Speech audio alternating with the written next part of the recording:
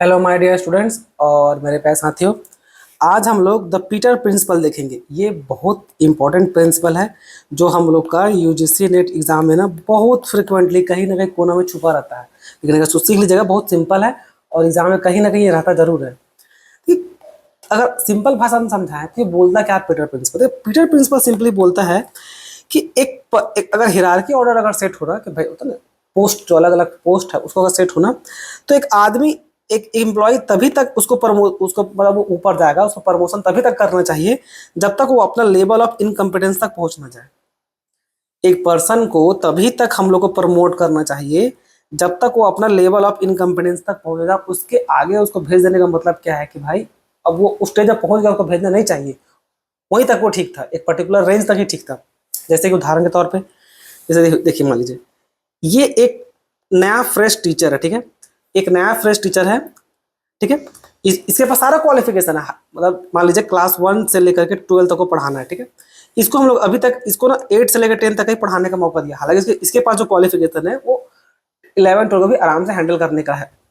तो इसको हम लोग हायर किए और उसको हम लोग क्लास 8 10 का भेज दिए पढ़ाने के लिए।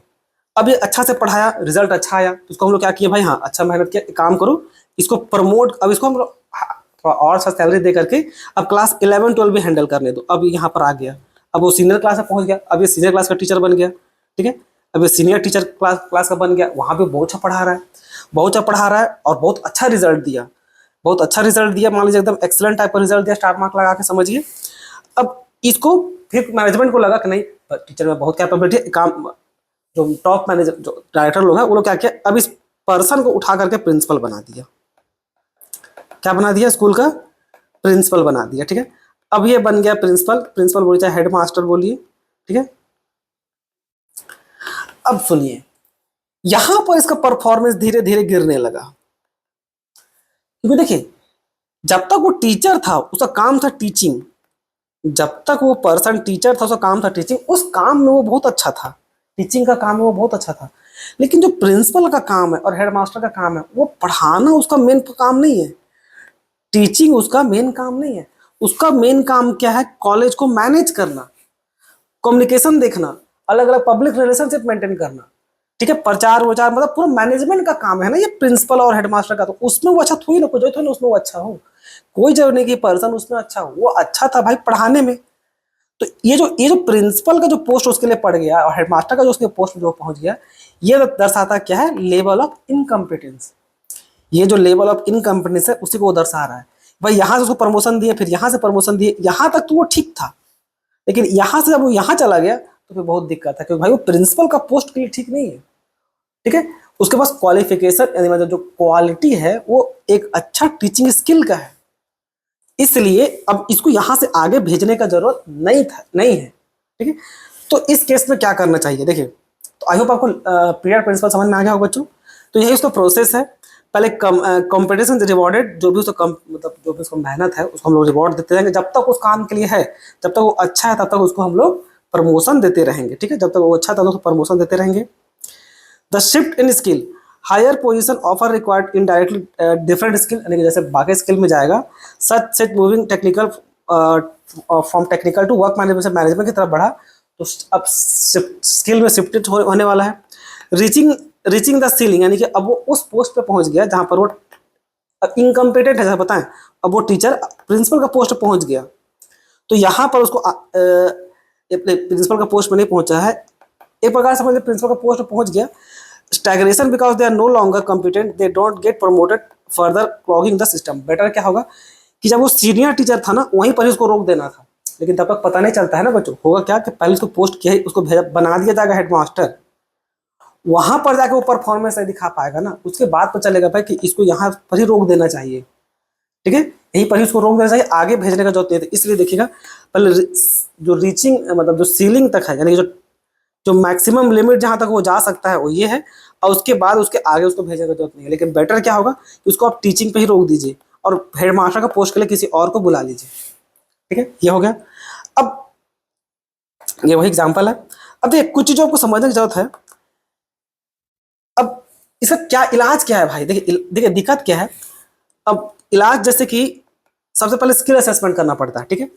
स्किल असेसमेंट मतलब इलाज क्या है इसमें कि evaluate candidate based on skill needed for the new role, not just the old one.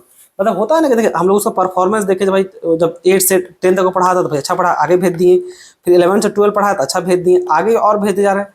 अब वो प्रिंसिपल का पोस्ट पर पहुंच गया तो यहाँ तक ही ठीक था, इसके आगे स्किल असेसमेंट में उसको नहीं भेजना चाहिए था। तो ही बोला भाई इसको पहले स्किल का असेसमेंट कर लो कि ये मैनेजमेंट का काम में भी अच्छा है कि नहीं है। ठीक है, अब डुअल करियर लेडर, अब डुअल करियर लेडर बोलने का मतलब है allow expert to get raise and higher titles without facing them into management role. सबसे बेस्ट क्या होगा, देखिए होता क्या है, अब ये जो पर्सन है ना, जैसे ये देखिए ये जो दो तरीका है ना डुअल करियर, डुअल करियर यहाँ समझाए हैं। एक है होता है आपका अप और एक होता है आउट। एक होता है अप और आउट या फिर लेटरल मूव। कैसा मतलब हुआ, देखिए मतलब ये हुआ अप और आउट का, it means employ must get promoted. Up मतलब या तो ऊपर भेज दिया जाए, आउट मतलब या तो कंपनी छोड़ के चला जाए। देखिए अब उतना अच्छा टीचर स्कूल छोड़ के चला जाए तो वो भाई अच्छा तो नहीं है, कहीं से भी वो अच्छा नहीं है। दूसरा क्या है, अब उसको ऊपर भेजना भी हेडेक है। दूसरा क्या, उसको ऊपर भेजना भी हेडेक है। तो उस केस में जैसा वो बताएं, ये प्रॉब्लम अप और समझ में आ गया। Promoting every employee is not always good because some employee may become incompetent at higher position, बता दिए। At same time forcing employee to leave, मतलब फोर्सिंग एम्प्लॉय टू लीव मतलब कंपनी से छोड़वाना, इट इज ऑल्सो वो भी harmful है। क्यों, भाई गुड स्किल और गुड एंड स्किल एम्प्लॉय में भी एग्जिस्ट, ऑर्गेनाइजेशन छोड़ के चला जाएगा। तो भाई बेटर क्या होता है, लेटरल मूव।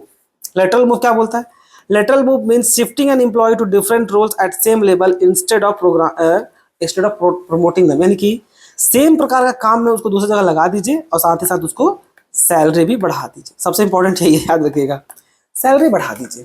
ठीक है, तो सैलरी बढ़ जाने से क्या होगा, फिर वो ऑर्गेनाइजेशन छोड़ के नहीं जाएगा।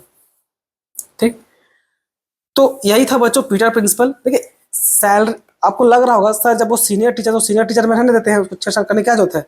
बात को समझिए, इंप्लॉय को भी एहसास होता है, इंप्लॉय को भी एहसास होता है कि भाई उसको वर्थ क्या है।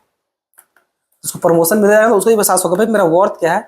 तो उसको अगर आप सैलरी नहीं बढ़ाइएगा ना तो बहुत चांस है वो जॉब छोड़ के चल जाएगा। अब वो चल जाएगा तो मैंने एक एसेट का लॉस होना, एक कंपनी के लिए एक वैल्यूएबल एसेट का लॉस होने की तरह है। तो इसलिए इन सब मूव का हम लोग सहारा लेते हैं। ठीक है, तो ओवरऑल बच्चों यही था पीटर प्रिंसिपल। तो आई होप आपको समझ में आओ। धन्यवाद।